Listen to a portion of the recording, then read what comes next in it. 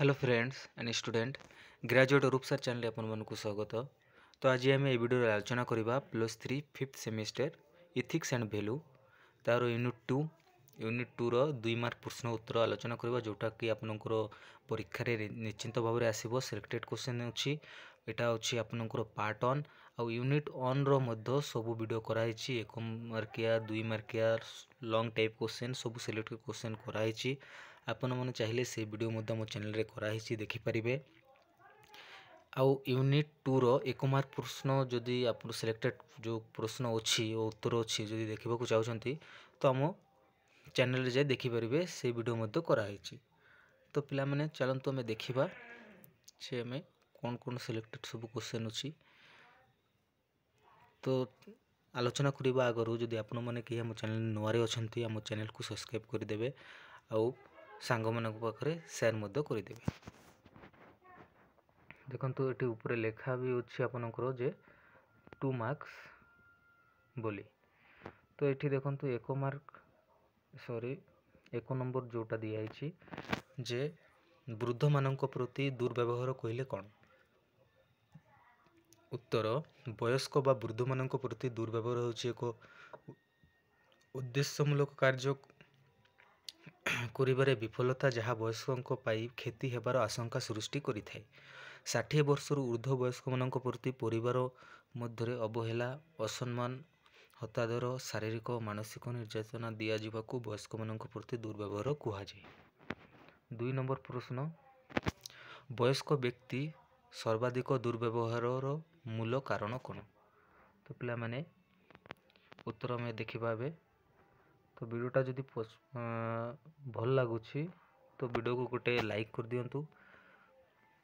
देखो उत्तर दिखाई परिवार केतेक सदस्य उद्देश्यमूलक बा अज्ञात परिवार मध्य बसवास करुवा वयस्क व्यक्ति विषय प्रति अवहेला अपव्यवहार असम्मान और निर्यातना दे था।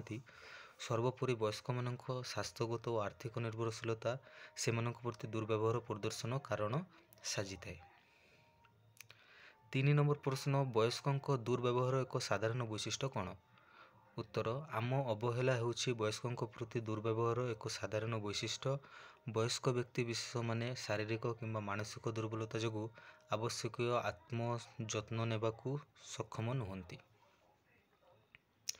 4 नंबर प्रश्न वयस्कों प्रति दुर्व्यवहार 3टी मौलिक रूप कौन। उत्तर असुरक्षित वयस्कों उपरे शारीरिक जंत्रणा बा आघात किंबा सेमानंको मौलिक आवश्यकता वंचित करवा धमक वयस्कों प्रति दुर्व्यवहार मौलिक रूप अटे। सेपरि वयस्कों उपरे भावप्रवण दुर्व्यवहार बा मानसिक जंत्रणा अनसंपत्ति भित्तिक जैन संपर्क मध्य दुर्व्यवहार मौलिक रूप अटे। 5 नंबर प्रश्न वृद्ध मानक पाई सम्मान कहीं गुरुत्वपूर्ण अटे। उत्तर वृद्ध मानक स्वाधीनता बजाय रखिबा निमंते सम्मान गुरुत्वपूर्ण मने होता है। वयस्क व्यक्ति माने स्वाभिमानी हो जाउथिबा जोगु सम्मान बिना से माने अधिका दिन बंचिबा आग्रह प्रकट न करी निज स्वास्थ्य और जीवन प्रति वितृष्णा भाव देखै थांती। 6 नंबर प्रश्न वार्धक्यता संबंधे केतोटी सकारात्मक विषय कौन दर्शाओ। उत्तर वार्धक्य समय निज प्रियजन अधिका समय देवा आवश्यक। सहानुभूति उत्तम सामाजिक दक्षता सामाजिक सुरक्षा ग्यारंटीगत सर्वनिम्न आय स्वास्थ्यगत सुविधा वार्धक्य व्यक्ति सकारात्मक विषय अटे।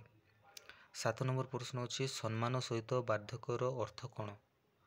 तो आपने देखिपे ये दिखाई उत्तर से सम्मान सहित वार्धक्यर उद्देश्य होची आम मध्य सबुठ असुरक्षित।